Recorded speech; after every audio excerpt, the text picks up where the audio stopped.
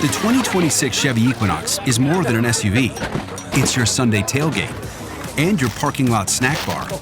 Your lucky jersey, your chairs, and your big cooler fit perfectly in your even bigger cargo space. And when it's go time, your 11.3-inch diagonal touchscreen's got the playbook, the playlist, and the tech to stay a step ahead. It's more than an SUV. It's your Equinox. Chevrolet. Together, let's drive. From sauce to dust to nuggets, Diablo dusted crispy chicken nuggets. No, they don't come in mild. That would make like 0 sense with the name. New Diablo dusted crispy chicken nuggets. Only at Taco Bell. At participating U.S. Taco Bell locations for a limited time and while supplies last. Welcome back to I Want That Too, the podcast where Disney merch meets Disney history. I'm entertainment writer Jim Hill, and as always, I'm joined by the lovely Lauren Hersey, who is just now unthawing from last night's adventure, right? You know, you were a good mom. You went out to mile. Was this a softball game or a Little League game? What was it? Yeah, so Little League baseball, and it's kid pitch for the first time. But the joy of that, it was a good game, but there was another Disney family there who just got back from Disney World, and so I was grilling her about the new Buzz Lightyear refurb, so got some tea on that. Now, I will tell you, she said that she's like, oh yeah, you can take the guns out now. You have to get the, right in the target. And I was asking her like specifics, and she's like, all I know is I almost tripped and fell on the way out from the cord. Oh, dear.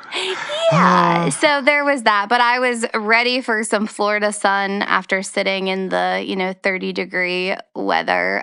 So I got to make a trip sooner than July. But how are you? I am reasonably well. And yes, the weird part is April. April showers bring May flowers, but they also bring really bone-chilling weather. Today, at some point, once we finish this podcast, I actually have to go out and mow the lawn, and I don't know if I can actually do that wearing a muckaluk. I was going to say, wear your parka, because it's still kind of cold on the East Coast. It is. So, but anyway, we are here to record this week's show about Disney merch, and can you tell the nice folks about what we'll be chatting about today? Yes. Oh, I'm so excited for the first story. It's Disney's Disney Store comeback takes an unexpected turn.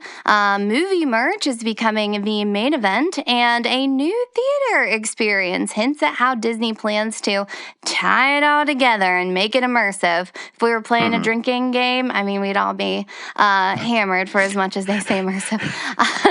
Anyways, and then we're talking about Disney fandom in today's feature? Yes. And in fact, again, this is another Lauren Hersey suggestion, which turned out to be, well, again, this one actually features a cameo appearance by Carrie Fisher, who, I'm going to out as a huge Disneyana fan, but we'll get to that story later on in today's show. Yes, but before we jump into all of that, because we got a jam-packed episode here, we're coming up on our 100th episode, and if you are enjoying the show, you want to help us out and keep it going, if you could pop on to, Apple, leave us a quick rating or review, means a lot, and let us know what you want to hear us talk about in a future episode. But on that note, Jim. Yes, well, should also acknowledge our sponsor, which is our friends at unlockmagic.com, and that is the go-to place, folks, for some of the best deals on Disney theme park tickets. So if a Disney or Universal trip is anywhere on your radar for 2026, Unlock Magic helps you, lock in great ticket prices without the stress, and it's all handled by people who really know the parks and, more importantly, know how to save you money. So if you're starting to think, okay, this is maybe the year we're actually finally going to go. Head on over to unlockmagic.com to grab the best ticket deals and make that future trip just a little bit more magical. All right, so on a recent I Want That Too, Lauren, you were talking about the rumors that are out there about how the Disney stores are supposedly coming back, and which is a touch ironic given what, just last week we had 1,000 employees let go at the company. So just kind of interesting to be talking return at a time when so many people are exiting. But what have you heard? I think their timing was convenient.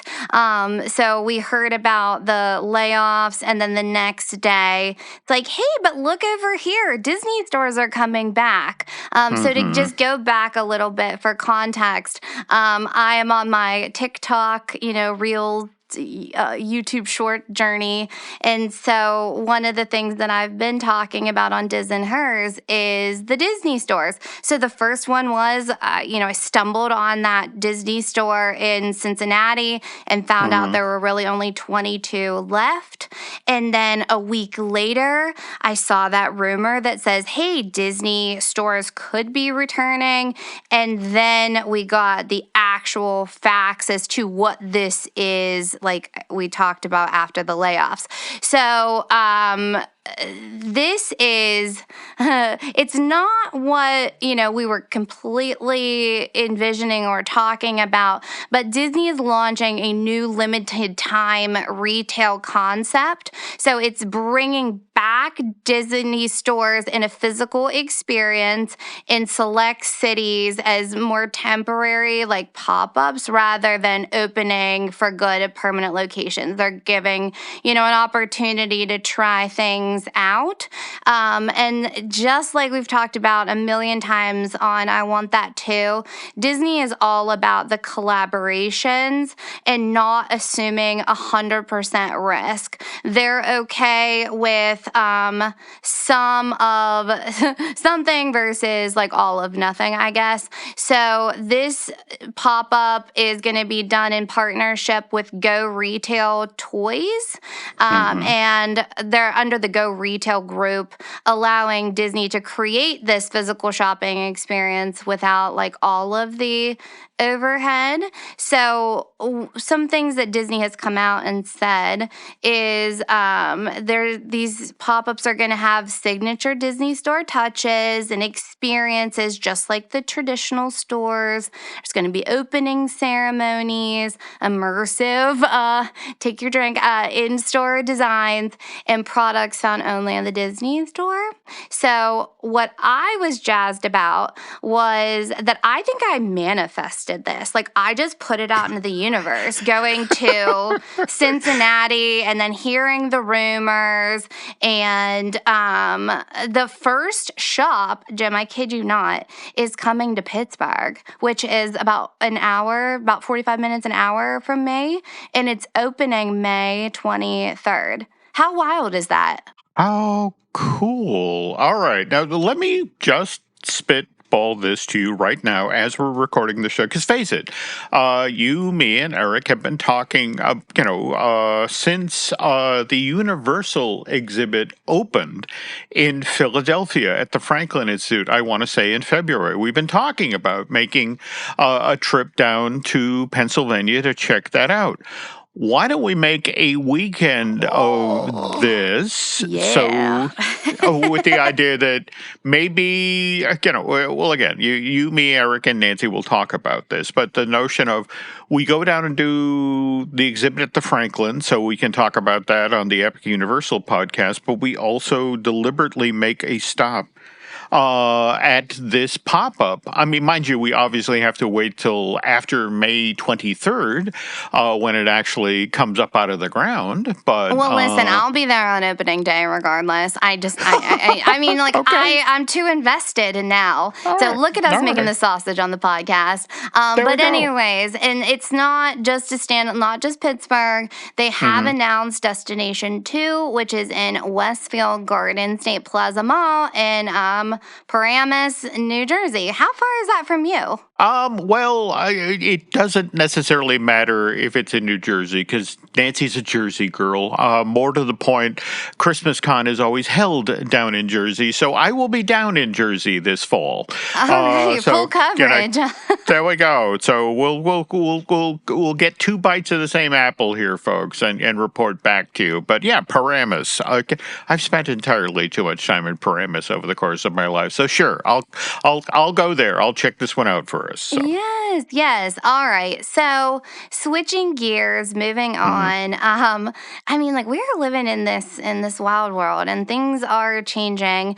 So this story is looking at The Devil Wears Prada 2, coming out in theaters. I believe May 2nd. Yes.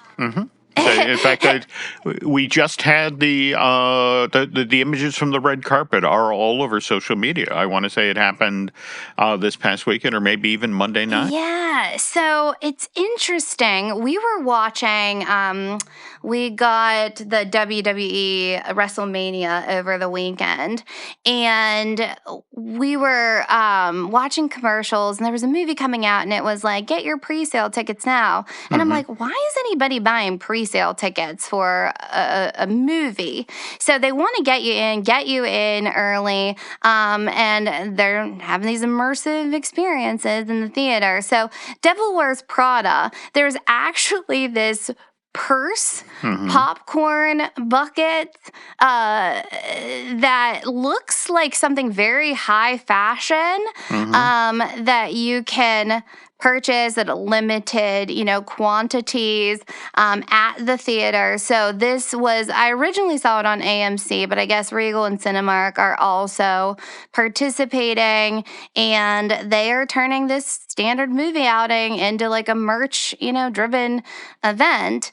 And then if you were buying your tickets in advance, there's this runway bundle that was $50 where you get the purse, you get your pre-sale ticket, and you get the runway magazine for $50. Now this one is currently sold out, but just keep checking back. And there's also these additional merch items that are going to be sold in the theaters. So we know about the purse. There's a tumbler. There's a popcorn tin, wine glass charms, a bag charm, and a Diet Coke souvenir cup. What do you think about selling movie merch in the theater? Well, I mean, the weird thing is, in this case, when you understand that The Devil Wears Prada is all about, chasing the exclusive bag or, the high fashion item, the fact that they rolled the dice, they did this for the return. And let's remember, the original film came out some 20 years ago. And, first of all, so it was kind of a bold choice to do a Devil's Wear Prada, sequel. But to then lead into the merch thing and then have it sell out? Oh, my God. Just who would have thought? And I mean, they were testing this out with Toy Story when there was like a re-release. I remember talking about the merch in the theater. So I bet we're going to see more of this with the coming, slate of movies that Disney is releasing. Like, they're just trying to make everything an immersive experience. And merch is a part of that. Yeah. They're trying to turn everything into a theme park. Yeah. Again, speaking of which, this now brings us to the big news that was coming out of CinemaCon in relation to Disney this past week. So what do you want to tell the nice folks about Infinity Vision? Okay. So this was probably like more of a blip, but it was fascinating to me. So I went down the scroll hole. So, you see see their upcoming slate of movies, like we talked about Mandalorian and Grogu and Devil Wears Prada, Moana, Doomsday with Avengers, Hex, like there are just a lot of things that are coming out. And so Disney is creating this new way to experience films, and it is a premium theatrical format. I'm reading this little sentence here that certifies auditorium meeting strict technical standards, including the largest screens, laser projection for enhanced brightness and clarity, in a premium, say it with me, immersive audio. And they're starting with 75 domestic and 300 global premium large format screens that are already in place. And so they're basically saying that this is the best of the best way to experience a Disney film in theaters. And the rollout, I'm assuming this is kind of like a softish launch, is going to happen in September when they re-release Avengers Endgame. And then it will continue with the new big titles like Avengers Doomsday in December. What do you think about this? Well, all right. Now, let me pop the hood here and explain what's actually going on. You may have heard earlier this year about how Dune 3 and Avengers Doomsday were effectively competing for IMAX screens. And because there's only so many of those around the country, and Dune 3 got there first. And what's kind of interesting is, do you remember? I want to say 2 and 3 years back, where we had Barbenheimer. We had the Barbie movie and Oppenheimer. Yes, of course. In competition. Well, for a time, Disney was looking at doing the same thing. So it was Doomsday that you had these two movie events that were going on at the same time.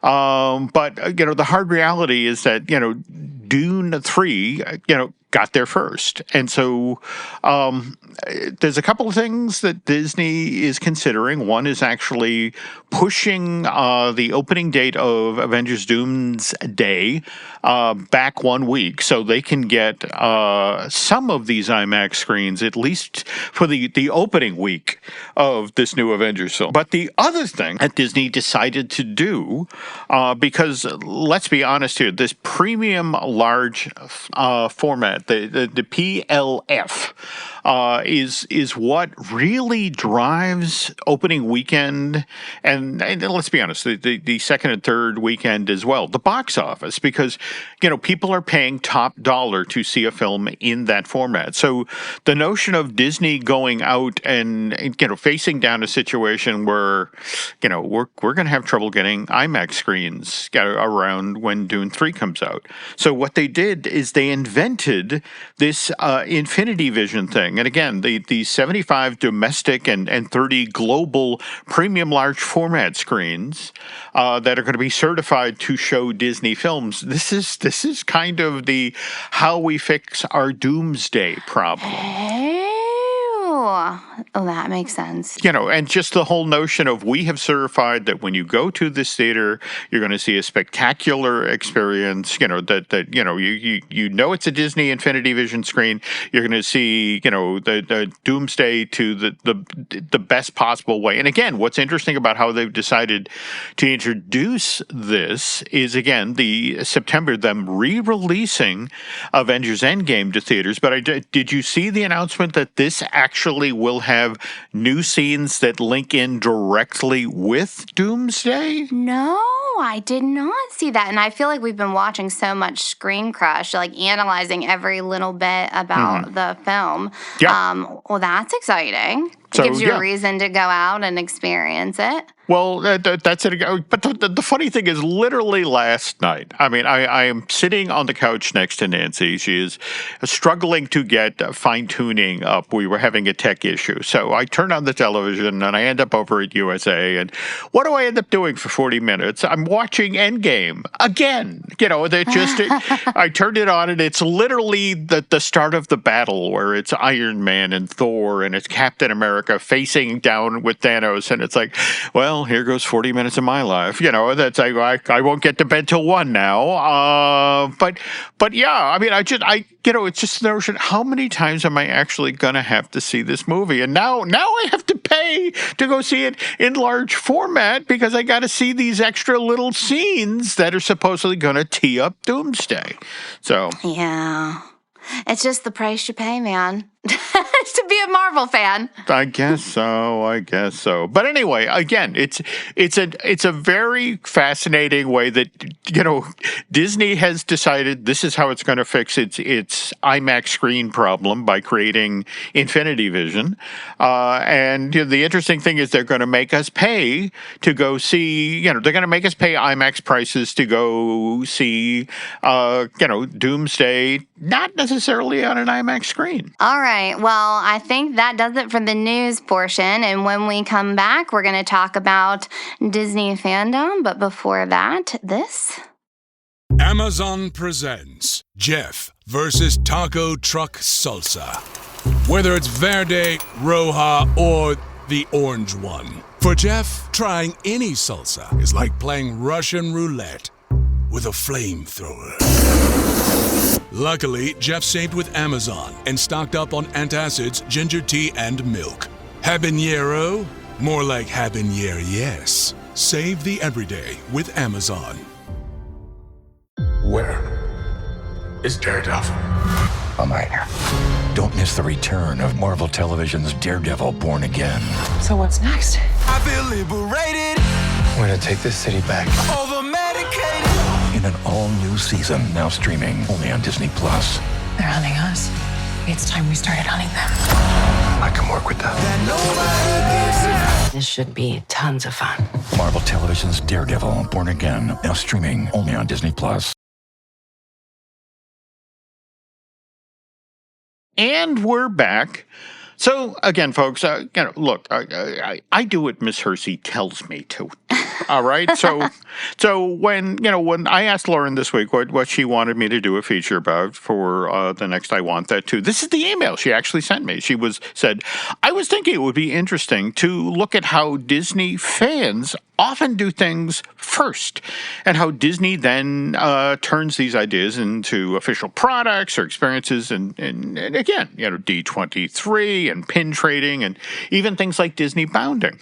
And got to tell you, Lauren, very appropriately timed story request because I just learned that the very last Dayton Disneyana is going to be held this year at the Hope Hotel and the Richard C. Holbrook Conference Center in Dayton, Ohio. That's going to be on June 12th through the 14th. And Dayton Disneyana, folks, is one of the last old-style Disney fan events, where it's an event that's run by fans without the help of Disney corporate. And just to be clear here, I have been a guest speaker at a bunch of these things for the past decade or so.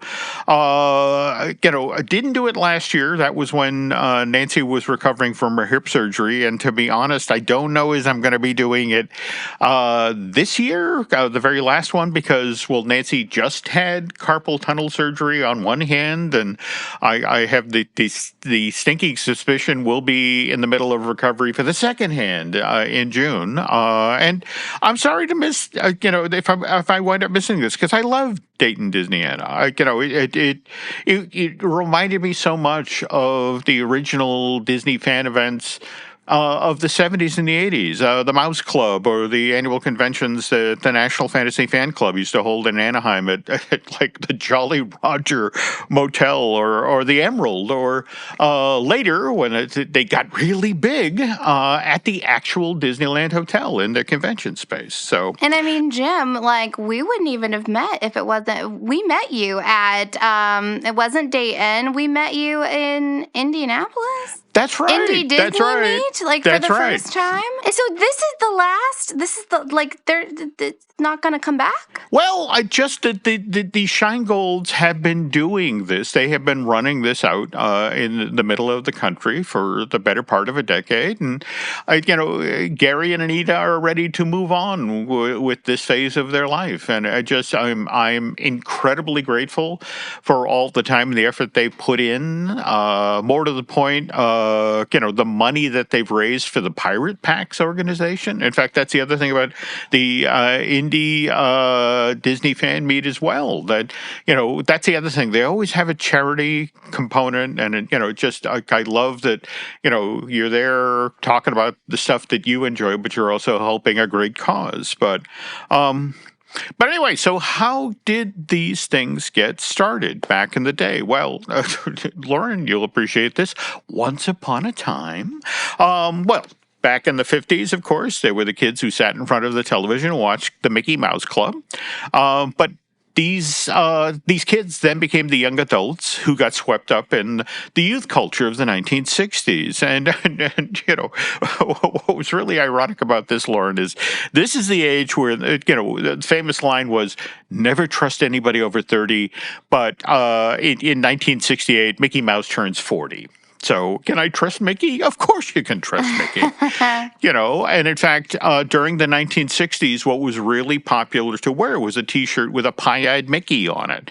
And during the same time, Mickey was part of the counterculture. Dan O'Neill, this is when he did his famous Air Pirates comic series. This had Mickey and his friends doing a lot of rather naughty things, which is why Disney wound up suing Dan O'Neill in 1971 to stop publication.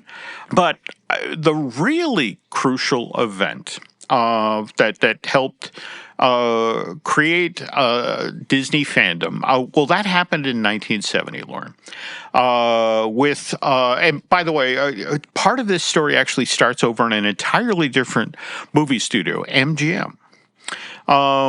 And the year previous, 1969, billionaire Kirk Kerkorian acquired 40% of the MGM stock. And he mounts a hostile takeover of that movie studio. And the interesting thing is that Kirk Kerkorian had been watching Disney, which, by the way, at that point was making more money off of Disneyland than it was off of the movies and the TV shows the mouse was making. So Kirk Kerkorian decides that's what he's going to do with MGM. He's going to change it from a company that primarily makes movies to a hospitality-based brand. And boy, he stomped the brakes hard, Lauren. MGM in 1968 made 25 movies, and among them titles we know today: 2001: A Space Odyssey, Chitty Chitty Bang Bang, Where Eagles Dare. The next year, 1969, Lauren, MGM made 5 movies. All right, and now remember, Disney are already at this point, 68, 69, they already have a theme park in Anaheim. They're in the process of building a destination resort down in Orlando. Walt Disney World won't open until October of 71. And Kirk Kerkorian, who at this point already owns the International Hotel in Las Vegas. It's an early mega resort, and that would open to the public July of 69. Cost $80 million to build, 1,500 rooms on site. Kirk decides that's where MGM's future lies, not in making movies, but in transforming itself into a company that offers the public leisure time activities, like a destination resort, only instead of in Orlando, this one's in Las Vegas, and it will involve gambling. Here's the thing, Lauren. Building a mega resort is expensive. And so Kirk Kerkorian decides that he's going to use MGM's past to fund the company's future, which is why he hires the David White's company to run an 18-day-long public auction. And May 3rd through the 20th of 1970, this is when the infamous MGM auction is underway, and they sell off thousands of props and costumes. By the way, this is the auction where the ruby slippers that Judy Garland wore in the making of Wizard of Oz were first sold. In fact, back then it was the talk of the town that, wow, somebody paid $15,000 for those. And by the way, it turned out there were 4 pairs. One of the pairs went for $3.5 million. All right. Anyway, Debbie Reynolds winds up frantically buying up props and costumes at this auction because she literally goes to MGM management. It's like, you want to make money, you want an additional revenue stream. Look at what you've got here in Culver City, the MGM lot. Why don't you turn it into Disneyland meets Universal? Run a tram tour through the back lot and then have people interact with, performers dressed in, like this costume of Dorothy or this costume of the Wizard of Oz. But Kirk Kerkorian, he doesn't care about MGM's fabled place in Hollywood history. He just wants money so that he can then build an MGM casino in Las Vegas. And that project was going to cost $100 million. The MGM Grand Hotel and Casino, that wouldn't open till December of 73. And this one, even bigger than the International, this is 2,100 rooms. Again, it's right on the corner of Flamingo and the Vegas Strip. But, again, Lauren, the auction only raises $8 million. And in town, it's known derisively as the MGM fire sale. So anyway, off to the side, watching all of this happen in real time is then Mouse House head Roy O. Disney, Walt's brother. And is the co-founder of the Disney Brothers Cartoon Studios. By the way, that's what the company was actually called when it was first formed back in 23, Lauren. What especially bothers Walt's brother is that, when they arrived in town, the very next year is when MGM was first formed, and they went on to then become the biggest studio in all of Hollywood. The catchphrase for MGM back in the day was, it had more stars than there were in heaven. And so now, to see the once grand MGM being broken down and effectively stripped for parts, this horrifies Roy O. Disney, especially because he remembers in the last few years of his brother's life, Walt was working with other studio heads to build a Hollywood museum. In fact, Lauren, this was actually going to be built off of Hollywood Avenue, right next to the Hollywood Bowl. In fact, a kind of ingenious bit of design here is that the museum would use the Hollywood Bowl parking lot during the day, and only at night when they presented concerts in the Hollywood Bowl. It's like, oh, well, we get double duty out of the same parking lot. And more to the point, it was going to be just up the hill from the Chinese Theater and where the Hyperion Theater that Disney stages all of its films on Hollywood Boulevard in these days. And worth noting, though, it would take another 50 years, but an official Hollywood History Museum did get built. The Academy of Motion Pictures, or the Academy Museum of Motion Pictures, wound up opening, Lauren, on Wilshire Boulevard, September of 2021. And it's just weird how this story keeps folding in on itself. But among the things that are on display in that 50,000 square foot, the display place at that museum, are those ruby slippers that were sold at the MGM auction back in May of 1970. And I'm not going to lie, given how difficult it was to park around Wilshire Boulevard, I do wish they had built it, at the Hollywood Bowl. But anyway, Roy sees this happening in real time, the MGM auction, I mean, and he says, that's never going to happen to Disney. So literally 2 weeks after the auction. All right. And again, that's the MGM auction is May 3rd through the 20th, 1970. June 2nd of 1970, Roy O. Disney tells Dave Smith to form the official Disney corporate archives. And Walt's brother tells Dave Smith, go through this entire place and catalog everything. I never want to see what just happened at MGM happen to Disney. Our history scattered to the four winds. And because Dave Smith does that, he catalogs everything, well, that's what then allows Cecil Muncie to write Disneyana, Walt Disney Collectibles. This is a book that gets published by Hawthorne Press in January of 1974 and then becomes the original Bible for Disneyana collecting, 385-page hardcover. It's a publication of that hardcover, which then becomes the initial reference guide for as to what's worth what in the Disneyana space. Well, it's with that the stage is set for the official launch of Disney fandom, Lauren. But to see what really sets that in motion, the two people who do that, we'll get to that in a sec. But first, this. This episode is brought to you by Redfin.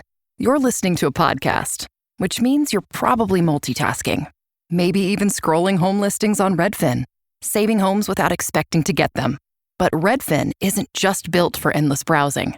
It's built to help you find and own a home. With agents who close twice as many deals, when you find the one, you've got a real shot at getting it. Get started at redfin.com. Own the dream. You tell yourself no one wants your college-era band tees, but on Depop, people are searching for exactly what you've got. You once paid a small fortune for them at merch stands. Now, a teenager who calls them vintage will offer that same small fortune back. Sell them easily on Depop. Just snap a few photos and we'll take care of the rest. Who knew your questionable music taste would be a money-making machine? Your style can make you cash. Start selling on Depop, where taste recognizes taste. And we're back.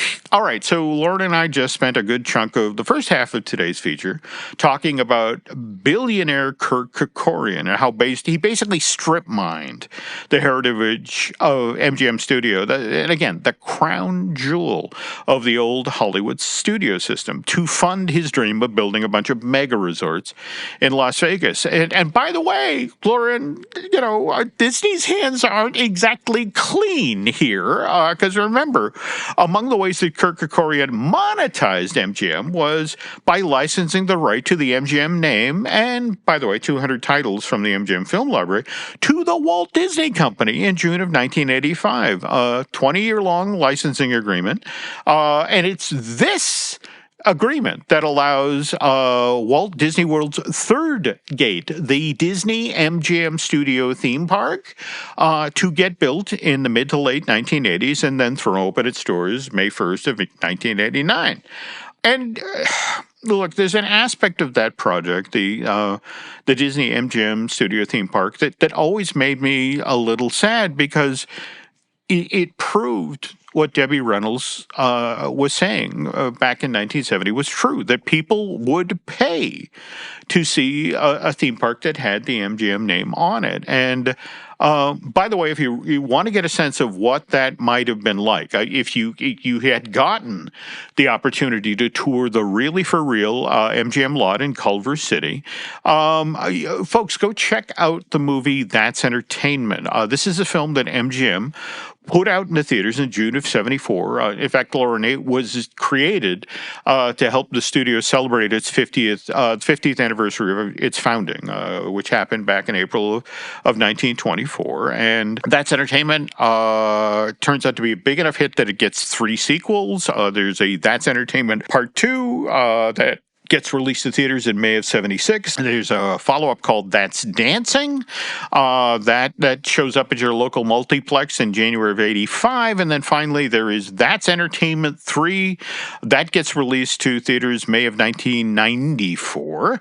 And that film's put together to help celebrate MGM's 70th anniversary. Anyway, what's intriguing about the original That's Entertainment is it has MGM stars from the height of the studio system. We're talking about people like Gene Kelly, Fred Astaire, Donald O'Connor, and Debbie Reynolds walking around what's left of the old MGM backlot back in 1973. And if you manage to look past these performers, you then get to see some of the places that you might have gotten to visit or tour if Debbie had, persuaded Kirk Kerkorian that, to turn what MGM had in Culver City into a new Southern California tourist destination.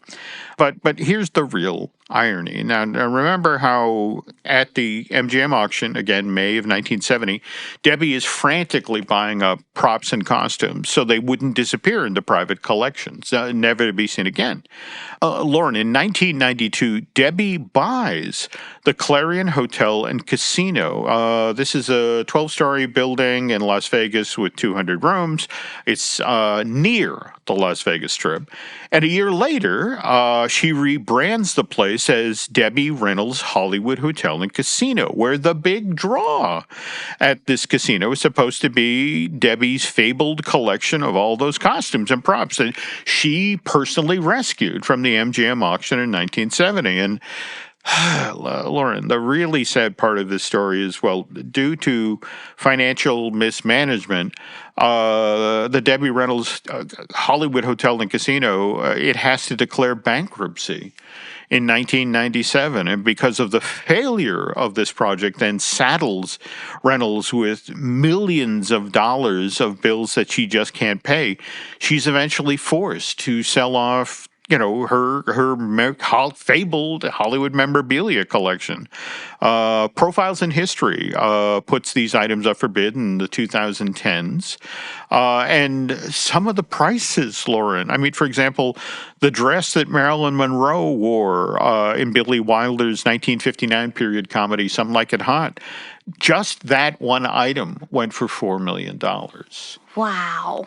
So, but by the way, Debbie Reynolds' daughter, Carrie Fisher, was a collector as well, though what's not generally known these days is what Carrie Fisher passionately collected from the late 1970s all the way through to her untimely death in December of 2016 at the age of 60 was Disneyana. In fact, when the Walt Disney Company acquired Lucasfilm back in October of 2012 for $4.50 billion, Carrie Fisher famously said, "Great, that now officially makes me Leia a Disney princess." Which, given the amount of money I paid the company for collectibles over the past 4 decades, only seems appropriate. And now Carrie, just like so many of us did back in the 1970s, she had her copy of Cecil Muncie's Disneyana, Walt Disney Collectibles book. But what, of course, the rest of us didn't have, at least back in the late 1970s, early 1980s, was Star Wars money. Which, by the way, Miss Fisher often spent at Disneyland's Disneyana Walt Disney Collectibles store. And this was, by the way, Lauren, this is a real thing that opened at that theme park in January of 1976. It was located inside of the old Hurricane Lamp store, which was in the street side corner of the Emporium shopping complex right off of Main Street, USA. And what was especially interesting about this store at Disneyland is because, well, this is now the company trying to cash in on the phenomena that they had inadvertently helped launch with the, sort of the 1-2 punch of the creation of the corporate archives in 1970, and then the Disney had a 50th celebration, a year-long thing that they held in 1973. And what got kind of weird about this was it got very circular. The folks who worked in the store there, the Disneyana store at Disneyland, they actually used Cecil Muncie's book, Disneyana, Walt Disney Collectibles, to purchase things for the store. They'd use it for reference when they were chasing down, and they had a very specific group of items they were looking for the store. They wanted stuff from the 30s and the 40s, which technically at that point fell into the antique category. But those were hard to come by. So how they supplemented the stock at the store, and Lauren, prepare to have your mind blown, because what they did is they reached out to the folks at Walt Disney World and said, hey, you know those windows you do for the Emporium? For every time we either re-release a classic Disney film to theaters or put a brand new movie in theaters, you just put those in storage, right? Yeah. Send them here. And that's what they began lining the stores of the shop with. These one-of-a-kind, three-dimensional decorative pieces, things like Mary Poppins on a carousel horse, or full-sized on-model figures of the Seven Dwarfs, the animals from Bambi, the characters from Robin Hood. And these had been sculpted by actual Disney artists and then, cleaned up, and sent out to Anaheim to then be sold in the shop. And by the way, one of the other things they also sold inside of the store were cells from the most recent Disney animated films. So we're talking things like Aristocats and Robin Hood and The Rescuers and Pete's Dragon. So now, Lauren, let me tell you about my first trip to Disneyland Park as an adult. I'm out there the summer of 1980. I'm out there to catch the park's 25th anniversary celebration. And by the way, they had an absolute killer parade that just went on for days. But one morning, I'm in the Disneyana shop, and just like now, I'm in there looking for Disney papers, stuff that I can use, to reference stories that I'm writing about the Disney company. And by the way, one of those things that I bought on that trip, which actually talked about the Disneyana shop, an issue of the Disneyland line from January of 1976, I used to prepare today's show. Anyway, I'm in there in the corner of this store one morning, going through a pile of Disney-related documents with a cast member, trying to decide what I'm going to buy. It's at this moment that a woman wearing enormous sunglasses and a big floppy hat comes rushing into the store, and she then literally closes the exterior door behind her. And only then, after, no one's getting in, she takes off her hat. She takes off her sunglasses. It's Carrie Fisher. And Carrie now then turns to the head clerk behind the counter, goes, did I beat him? And, the gentleman goes, yes, Miss Fisher, you got here first. And then she cackles with laughter. And she then begins walking around the store and just pointing at these figures that have been sent from Disney World that used to be in the windows of the Emporium there. And she's like, I'll take that one, and I'll take that one, and I'll take that one. And, I turned to the cast member. We're in the corner, and with this pile of documents, and I whispered to her, "Who's he? Who did she just beat?" And the cast member whispers back, "Michael Jackson." It turns out they were both Disneyana collectors and very competitive. In fact, they always seem to want the exact same pieces. And by the way, Lauren, just to give you a little context here, Michael's first real solo album, Off the Wall, had just come out the year previous to August of 79. And that one was the one that had 4 top 10 singles that had made Billboard's Hot 100. So by the summer of 1980, Michael Jackson has money to burn, which he would regularly do, going to the Disneyana Walt Disney Collectibles store down in Anaheim. And now, I tell you that story because if you talk with Disney collectors from that time, the late 70s, early 80s, and how, this is the moment when prices on things began to skyrocket. And they literally blamed Michael Jackson and Carrie Fisher because they were the ones who were paying these insane prices. And, every time they would come in, Disney would then bump up the prices of whatever was selling in the Disneyana store. And just with the notion of you have these two people who have more money than sense, and yet the rest of us, who are also in this space are trying to buy things at reasonable prices. And it's already gotten out of hand, and it's only the early 1980s. Which brings us to what Ed Levin, he decided that he was going to take matters into his own hands in 1979. And what he was going to do is set up a Disney fan organization that was separate from what Walt Disney Productions was doing at that time, with the idea that the fans themselves would decide what now got sold, and more importantly, at what prices. And Lauren, we'll get to the formation of the Mouse Club, the very first fan-run group, with our next episode of I Want That Too. But again, I just, I wanted to let folks know, the reason that things got expensive really fast was Michael Jackson and Carrie Fisher. So darn them. There we go. But anyways, okay, Jim, on that note, I think it is time we close up shop here for today. Absolutely. And by the way, if you want to keep up on everything happening across the Jim Hill Media Podcast Network, please follow us on social. Yes, and if you have questions or ideas, we'd love to hear from you. Shoot us an email. Jim is at jim@jimhillmedia.com, and I'm at laurenhersey.com. And that is going to do it for today's episode of I Want That Too. So on behalf of the lovely Miss Hersey, thanks for listening, and we will see you next time.